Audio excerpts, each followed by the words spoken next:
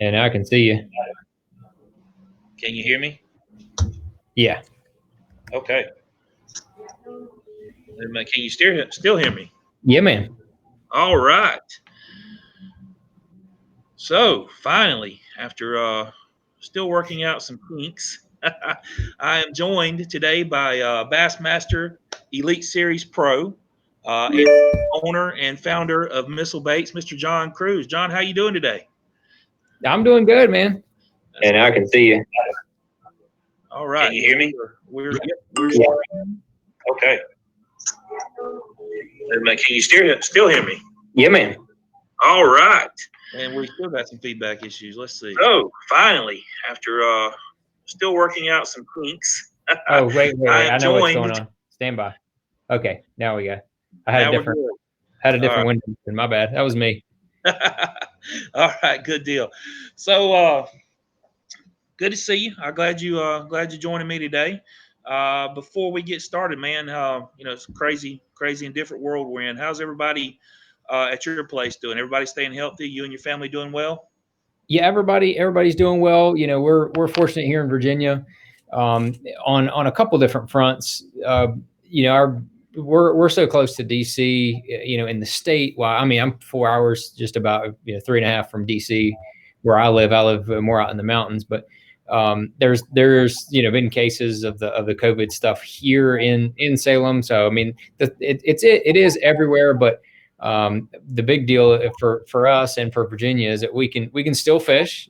All the waters are still open, all the ramps are still open, all that kind of stuff, and then all the businesses are closed that are non-essential businesses, but businesses that have less than 10 employees can continue to operate, like we are here at Missile Bait. So we're fortunate. We're still small enough to be nimble and continue to operate, but everybody else is kind of shut down if they're bigger and have a bunch of people, if they're a Right, non-essential business. right. That's good. Good to hear. So I'm glad everyone's doing well. It's the same here. We're kind of a smaller outfit. We don't have more than 4 or 5 people in the office at one time. The last 2 weeks we've only had really two or three, and we're doing our social distancing and Mm-hmm. trying to get on the water and do it that way as much as possible too. That's Um, right. A lot of people are fishing. Yeah, I went fishing yesterday. Did some filming for YouTube and things like that. I've been doing some of that and trying to enjoy fishing with my family, and that's been it's been pretty fun, to be honest with you. Yeah, yeah. It's I guess kind of nice to get away from that tournament life for a little bit and to be able to, of course, not saying you don't enjoy the tournament fishing, but just kind of go out and do it for fun with the folks that you love. I mean, I love the tournaments, and I really do miss them. And it does make me want to vomit when I think about the three tournaments that we have missed. So far, the timing as far as being missed, Right. we would have absolutely trashed them in all three of those tournaments. They would have been. I mean, you guys are down there close to Eufaula. You know how ugly that tournament would have been if it was Oh going man. on last week, man. It would have been ugly. I My- still, like I said, I still want to vomit thinking about it. yeah. Well, maybe they'll reschedule towards the fall, and you guys will get a chance to get some of that fall fishing too. Yeah. Have they said anything about? We had Caleb Summerall on with us yesterday. He fishes a Mhm. lot of your baits. He said it's just kind of day to day. Have you heard anything different? I mean, are they talking about rescheduling for later in the year? It is. We're looking at May, for potential, looking at June, I think, for potential, as far as, trying to at least slip one of them in before, the summer goes through. And then after that, I think they're looking at putting a couple of them into the fall. There's a couple opens in September.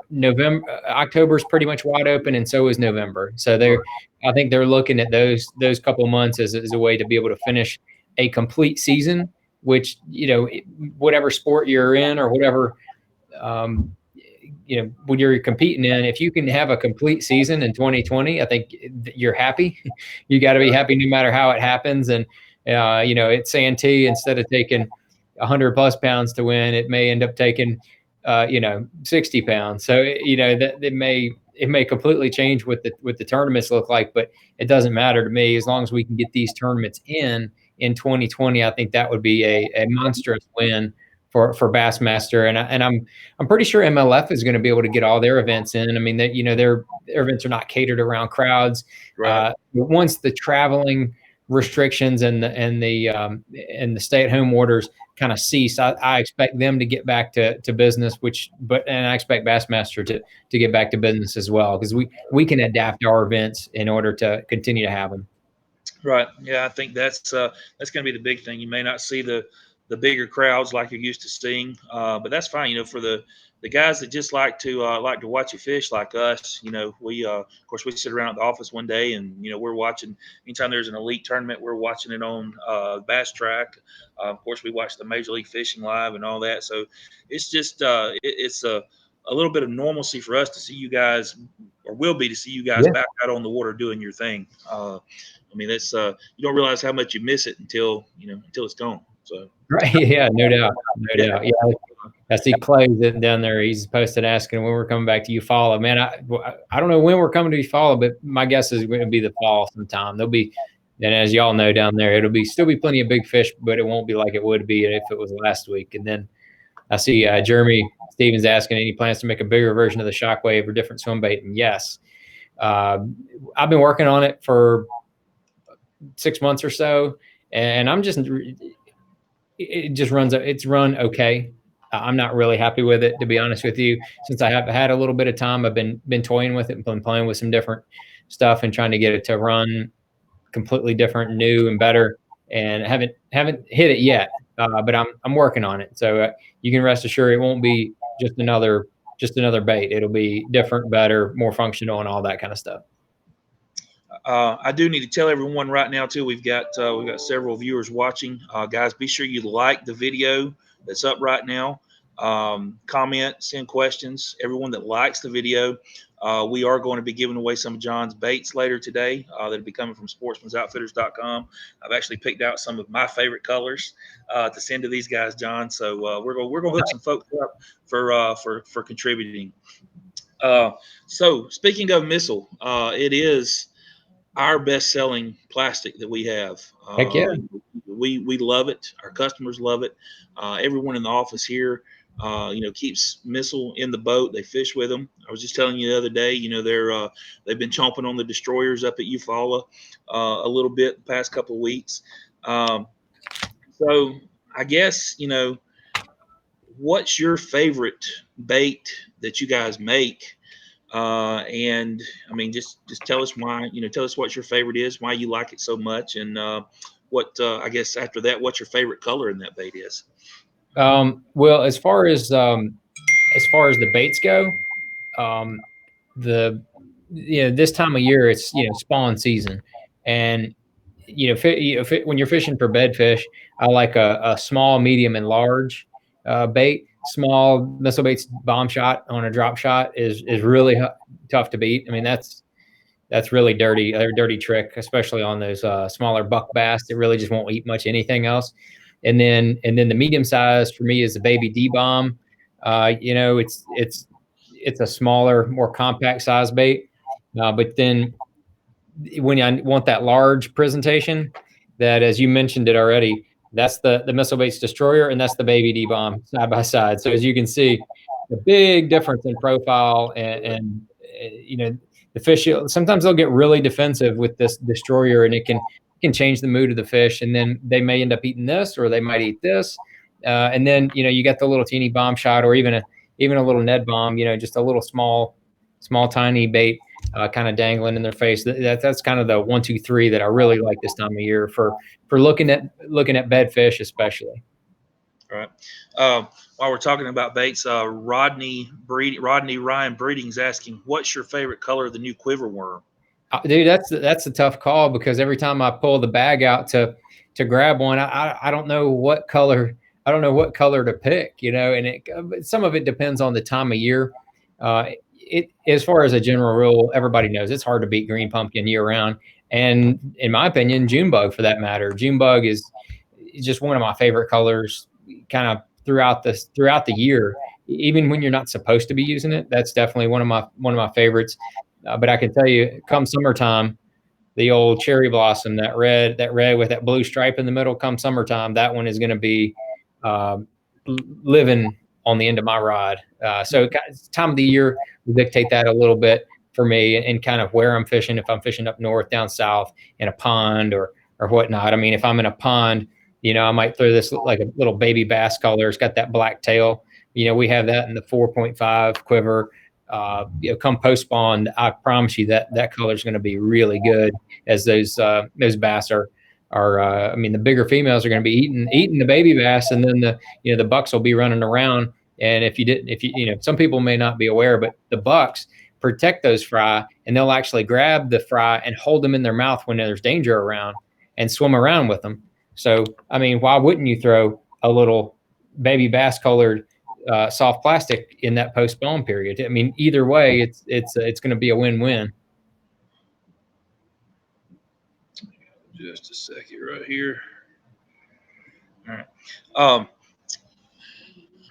Derek Kilgore just asked a pretty good question. You were talking about maybe, or had mentioned maybe you fall in the fall.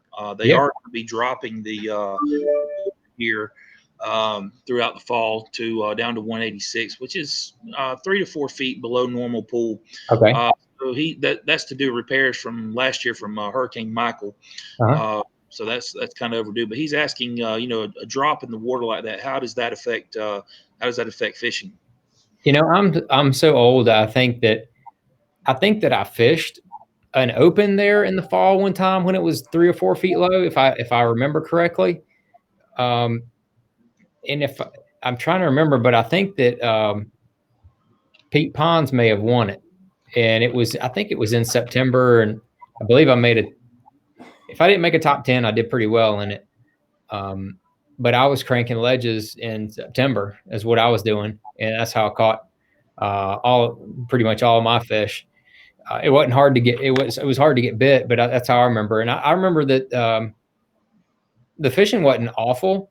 It was kind of typical fall fishing, but from what I remember, the lake was 3 or 4 feet low at that point. I mean, when you ran up the creek there from Lake Point, I mean, everything outside the channel was stump fields, and so I mean it shouldn't change the fishing too much but I don't know.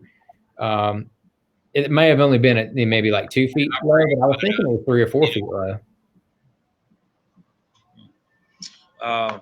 Tracy Bowles, there's a mutual friend that we have there, who wants to know, and he's just trying to get information here. He says, what's your favorite missile Nico weight on Smith Mountain?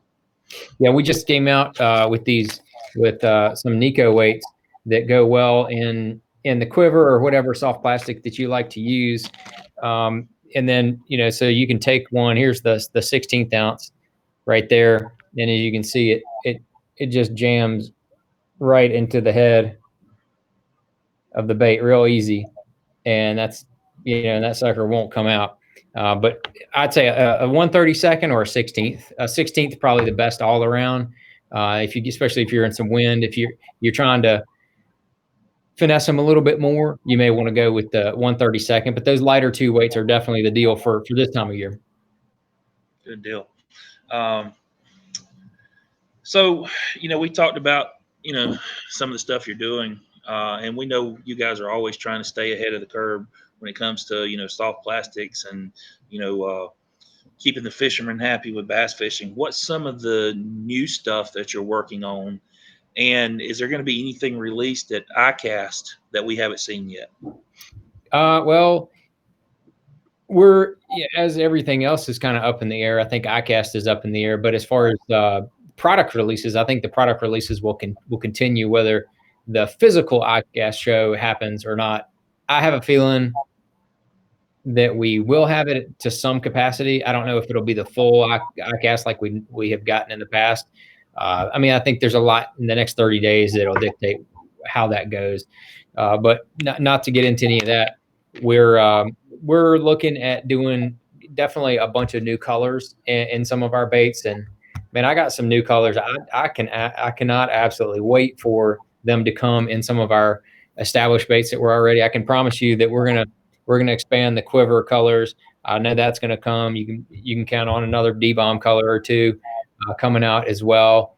And then we may, pick and choose where we're going to come out with some other things. I've got a few soft plastics ideas that we're working on, but I'm not sure that they're going to be ready for ICAST.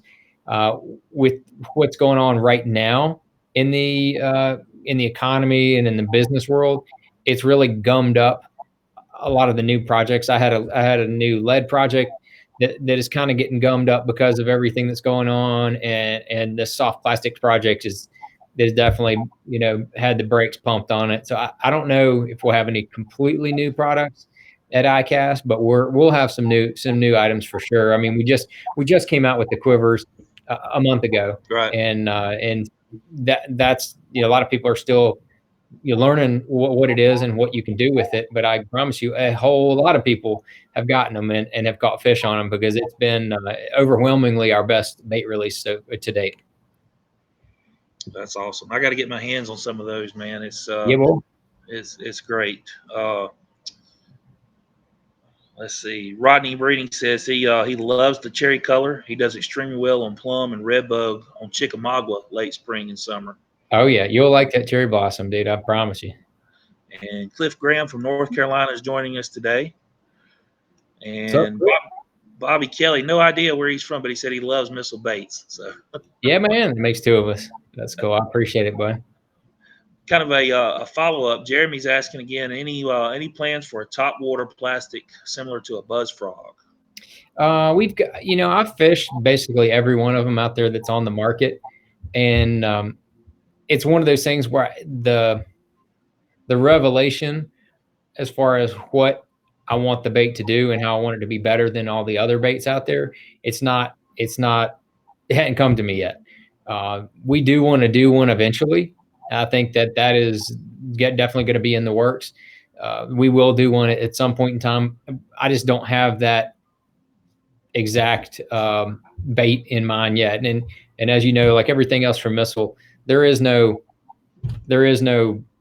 one just like everybody else. Like we don't knock anything off. We're not going to do a horny toad just to be a horny toad. It's going to be new, different, better, and more functional. There's some good buzz frogs and so forth on the market, in my opinion, but I still don't feel like that there's like an end all be all, because as you know, those buzz frogs, man, they're somewhat multifunction now. A lot of people are just stuffing them onto buzz baits. Right. That's a huge deal. I know some people that stuff them onto chatter baits, and then you can obviously just use them how they're supposed to be used and just put a weightless hook on there or super lightweight, and then cast it around there and just buzz it across the surface. So kind of depending on how you're using it, it kind of depends on where, how I would design the bait. And that's kind of where I've been a little bit in limbo there. A non-missile related question. Cliff Graham wants to know, when you're not using your boat, do you leave it on the charger, or you just occasionally charge it, or what? Well, it depends on what kind of batteries you have. If you've got, lead acid batteries or AGM batteries, those batteries have a memory, and when the charge is down and it's left down, it'll pull the memory down on the battery, so you won't be able to charge back up to full capacity. So if you got a lead acid battery or AGM, anything like that, a traditional type battery, you're going to want to charge that as soon as you come off the water, and then and you don't want to leave that charger plugged in, but periodically, every 2 to 3 weeks, if you don't go fishing, you want to charge that and make sure it's at peak capacity, and then you're going to want to unplug it. So that, as far as lithium batteries go, it's a totally different story. You don't want to charge a lithium battery until you're going to go fishing again. If there's a slow draw or something on it, that doesn't affect the lithium batteries in any way. It's not going to hurt them if they're 3/4 or all the way down. But plug that in before you go fishing, charge it all the way back up, and that makes the lithium batteries last as long as possible. But I tell you, I just put in that new Power Pole charge, and it has a totally unique computer program for maintaining your batteries at full capacity. No matter if you have lithium batteries, if you have AGM batteries, within the app that goes with that Power Pole charge, you can tell the app exactly what type of batteries that you have, and it will charge and maintain your batteries exactly specific to what size and to what type of battery you have in there. That power pole charge is so much more advanced than any other charger. It's unbelievable, and it's not just a charger. It makes all of your batteries basically one power source. And I mean, without going into like a 10-minute dissertation on exactly how that thing works, I can just tell you it's light years ahead of anything else remotely close to what you want to call a charger for a battery for a bass boat. It's crazy. It's awesome. Very. I'm still using the old acid batteries, so I haven't caught up with the technology yet. So I just keep it on the charger all the time. But see, you can kill your lead acid batteries by doing that too. You can cook them if the charger is not completely programmed correctly. Probably why I'm having so many problems with them. That's right. Charge them, let them get to full, unplug it, and then leave it. Leave it until the night before you get ready to go fishing again. Charge them up, make sure they're fully charged again, and then that'll make them last a little bit longer. But lead acid batteries only have so many charge cycles in them, and that's one of the things that kind of quote unquote cooks those batteries is that the charger stays plugged in, and then it kind of like keeps pressure on that battery, and it's acting like a charge cycle. So yeah, it kind of cooks them a little early. So 6th place finish at the Classic this year. Yeah. That's strong, man. We were rooting for you the whole time. What's it like? And I've talked to a lot of the pros that have walked across the stage, and they all kind of give me a different answer. What's it like walking across the stage at the Bassmaster Classic, it being the pinnacle of the sport? How does that feel when you're out on that stage and you got those fish in your hand, and these people are cheering for you? What's that like? I mean, what's the adrenaline rush? How is that? I'll tell you, there's nothing like it in the sport of bass fishing. Is coming out of the tunnel at the Bassmaster Classic and looking around and just being in awe because the spotlights are on you. They're not on the crowd, they're on you. And then you got all those thousands of people in there clapping their hands and screaming and rooting you on.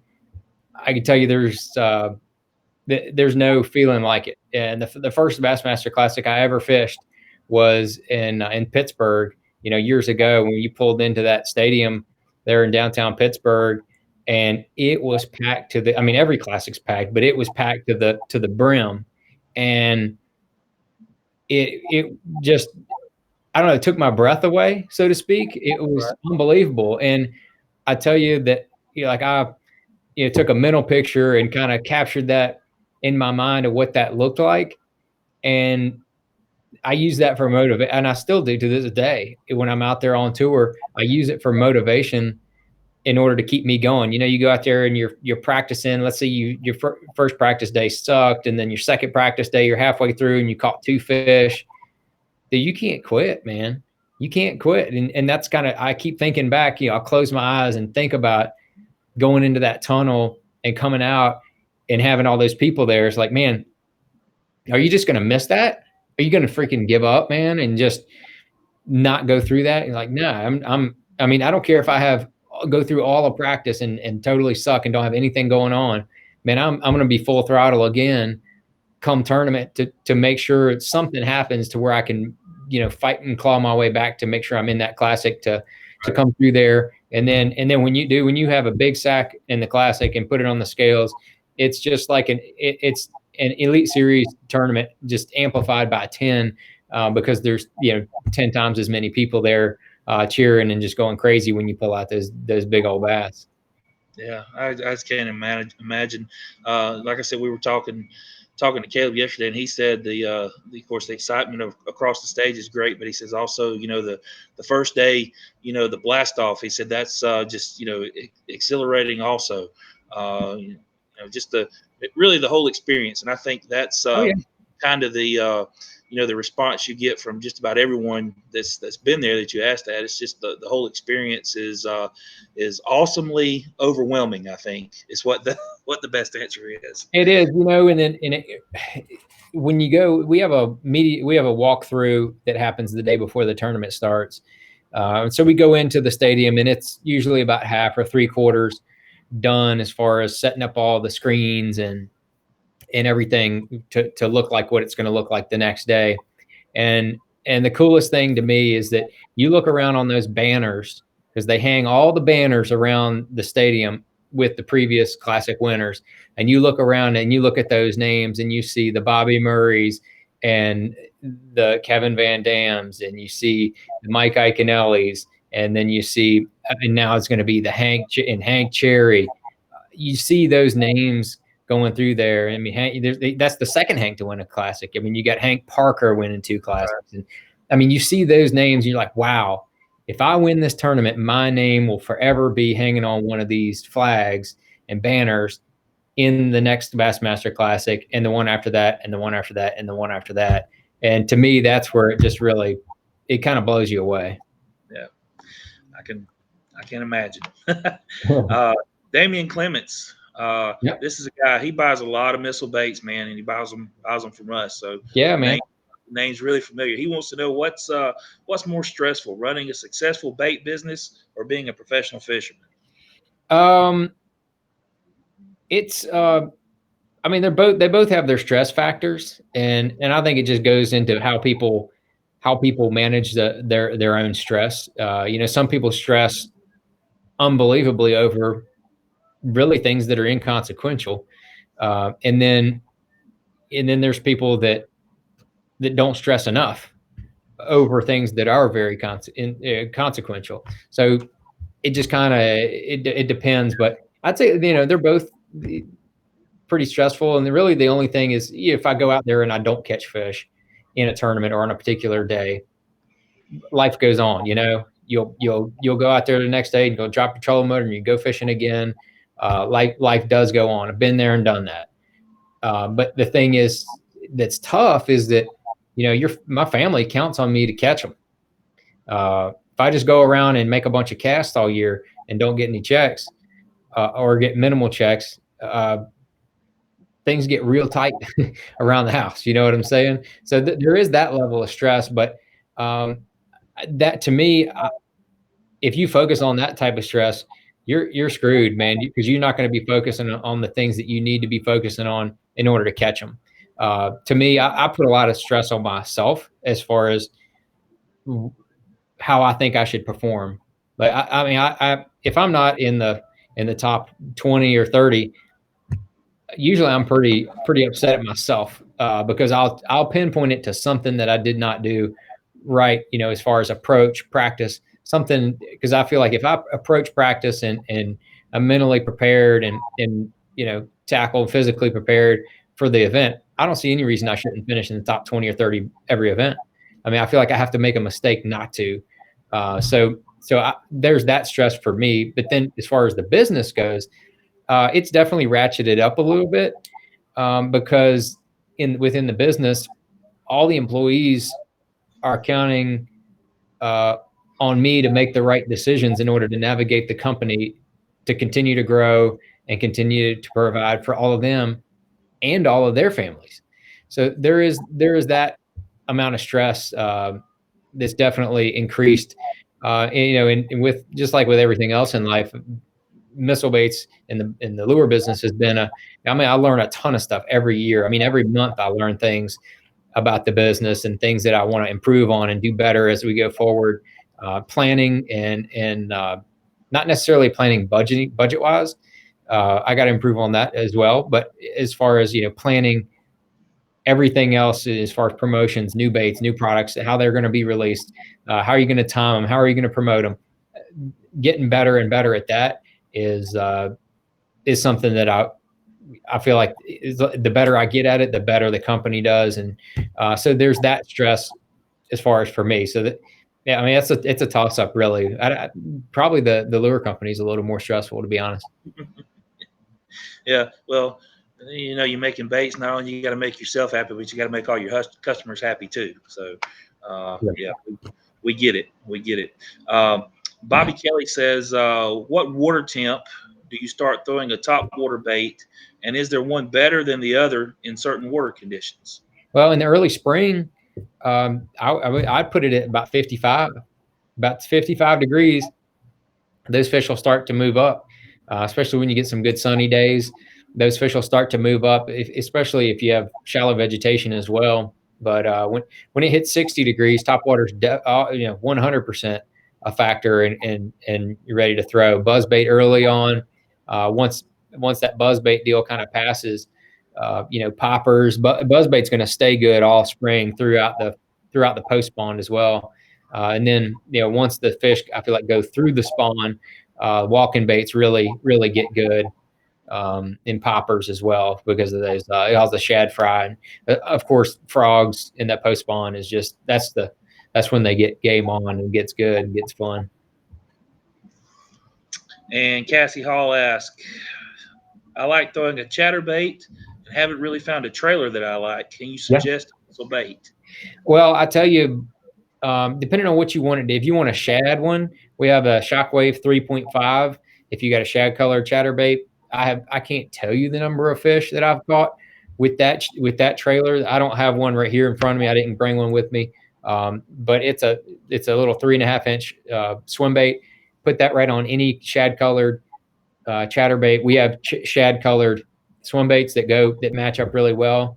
And I have caught what the whole deal with that one is, that swim bait doesn't have a lot of resistance. So as you're reeling that chatterbait, it'll still jump side to side and have that erratic action. And I catch a ton of fish on it. But the other one is the quiver, man. I put that I had that fire crawl chatterbait on at the Classic, and I cut about this much of it off, about that much of it off. So I had about a 5.5-inch quiver. I cut that off, and then I threaded that onto my chatterbait, that cherry blossom one. It matched up well with it. And when I pulled it through the water, my eyes just got big. I said, holy crap, that thing looks amazing. The 4.5 looks good on it too, but it's something about that long skinny tail that just wiggles through the water as that chatterbait's coming. And that has quickly become one of my favorite trailers for a chatterbait. I mean, I use the jackhammer most of the time, but that's quickly become one of my faves.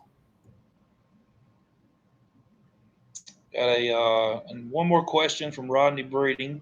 Yep. He says, well, he's giving you a scenario on Lake Chickamauga. So the water temps are mid 60s, been warm, almost 80s, 80 air temp, but dropped off to 60s, 50s tomorrow, 60s Saturday with no rain. Slightly stained. Wants to know what you'd throw. I mean, it's kind of tailor made. If the wind's blowing like it is here today, if the wind's blowing there, it's tailor made for a big swim bait. I'd pull out a mag draft and go to town, even in that stained water, something along those lines. There's a bunch of good big swim baits like that. A lot of people throw the Kitex, and there's a bunch of big saltwater West Coast brands that have some good ones as well. Line throughs could be huge, Osprey kind of stuff, top shelf, whatever you want to throw. That's when that's going to be good. If those fish were on the beds, they're going to back off and just be ready to eat something along those windy banks. And then if they weren't pulled up, they're going to be in those same places. So you're kind of going to be fishing for both of those fish in the same areas on those windy banks. As you lead into the spawning pockets, or in the spawning pockets where you have that wind blowing, it could be game on, could be a lot of fun. If that is not going on, or if the wind dies down, that's where that Neko rig on a quiver or something like that can be really good. Just fishing it kind of slow on those same kind of banks. So a lot of those fish will just pull out, and I mean, they will be literally 10, 15 feet out in front of where those beds are, just kind of chilling and waiting.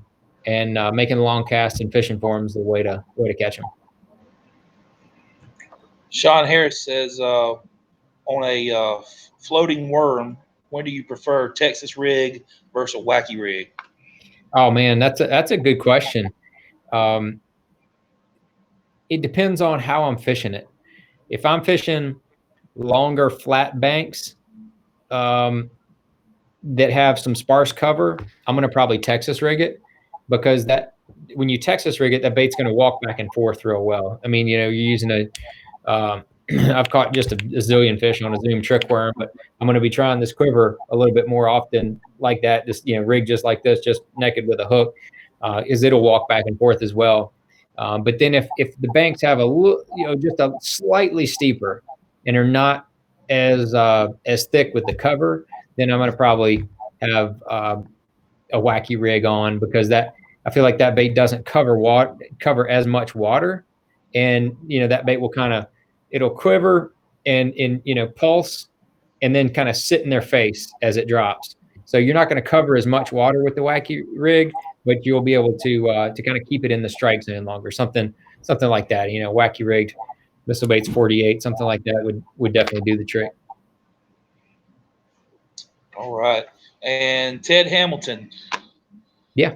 When you're on the boat all day, what do you what's your snacks and drinks to stay hydrated? Well, you hydrate the day before and the night before. So when you're on the water, I think the term "stay hydrated" is correct, but the night before you go fishing, if it's going to be a warm day, the next day, you want to make sure that's when you drink, 1 or 2 bottles of water, and then maybe like half a Gatorade or something. Or I really like the Body Armor. There's some other newer brands coming out that are really well engineered using the latest technology. But maybe like a half bottle night before, and then half bottle that morning of. Keep you one handy if you feel like you need it, and then just continue to drink water during the day, and you'll be plenty enough hydrated. But during the day, I tell you, I've already drank a lifetime supply of Cliff Bars, peanut butter and jelly sandwiches, and in practice days, I'll eat some fruit as well. But I don't eat fruit during the tournament just because it takes too long to eat. I'll eat it, for breakfast and dinner and whatnot. But so that's kind of my plans for the food. Eric Anderson wants to know what makes a good spawning flat, and how deep will most bass spawn? Well, largemouth it kind of depends on the water clarity. Largemouth will spawn in 1 to 5 or 6 feet of water. And a good spawning flat is one that's protected from as many angles as possible from the wind, if that makes any sense. Ones that are completely exposed to the wind are not going to be as favored by bass. They want ones that have banks around 2/3 of them, or at least half of it, 2/3 of it maybe. If you get a pocket that has like a little funnel at the mouth of it, to where it's protected from the wind, that's going to be more of where they're going to prefer if that's available. And I'm telling you, whether it's a north bank, south bank, east bank, or west bank, that is not near as important as having some protection around that area, so that the wind does not disturb the water as frequently. And then like I said, 1 to 5 or 6 feet for largemouth. Now smallmouth will definitely spawn a little deeper. I've seen smallmouth in a foot of water, but generally they'll spawn like 3 or 4 feet out to even 10 or 12, as long as the water's plenty clear. And I've fished bodies of water where the lake's not super clear, but I promise you, those smallmouth were spawning, and I've caught them in 6 or 8 or even 10 feet of water on lakes that the water's not super clear. But the smallmouth are usually a little bit deeper. Awesome questions, guys. Awesome responses, John. Thank you. Yeah, thanks. Before we wrap it up today, I've got 5 rapid fire questions for you. Well, 4, right, because you already answered one about snacks. So I'm gonna ask you 4 questions. Just give me the first 4 things that come to your mind. Okay. Favorite lake to fish? Whichever lake I'm going to next, man. I love all of them. I'm the worst person to ask that. I suck. Sorry. That's all right. Favorite bait to throw in that lake, which will probably be any missile bait, right? Whatever I think I'm gonna get a bite on. I mean, I pride myself on being real versatile and open-minded. If I feel like they're going to be biting a silver buddy, boy, I'll be chucking it. I'm not going to be stupid about it. What's your favorite thing to do when you're not fishing? When I'm not fishing, my favorite thing is far and away is to spend time with my family. Your kids, as everybody knows, with kids, man, they're small only for a certain amount of time, and then you blink twice, and then they're grown and gone. So I'm just trying to cherish and spend as much time with my kids and my wife as possible. Life's too short, man. Absolutely. Last one. but probably the most important question of the day: favorite college football team? Whichever one my stepson's playing for. He transferred to Bridgewater College, and I went from having no Bridgewater College apparel to a handful of outfits of Bridgewater College. But that's a Division III school. He was at a Division I school. He went out of high school, went to James Madison University, who's their FCS, and they were in the national championship the year that he was playing for him. But then he was not happy with the program and the coaches and the system. So he quit football, and then the coach from the Bridgewater called him and went over. So he transferred over there, and he loves it. He's really enjoying it, really having a good time, and he's projected to hopefully be the starter this year. Is what it looks like. He got to play in every game last year, and they made the playoffs. They went undefeated in the regular season last year, and they're going to have a really good team again. So it's a lot of fun. And boy, I tell you, we tailgate full throttle at those games for sure. But as far as the Division I programs go, I'm kind of right in between Virginia Tech and UVA. I'm more of a Tech fan in college football. Virginia Tech, although I don't even have a single Virginia Tech T-shirt or sweatshirt or anything. If that tells you how much of a fan I am. I was always a big Frank Beamer fan. I like Beamer. Yeah, absolutely. Tech program. Absolutely. Yeah, there's been mixed reviews with Fuente. I think he's a solid coach, but he's still figuring out how to do it at Virginia Tech. And Right.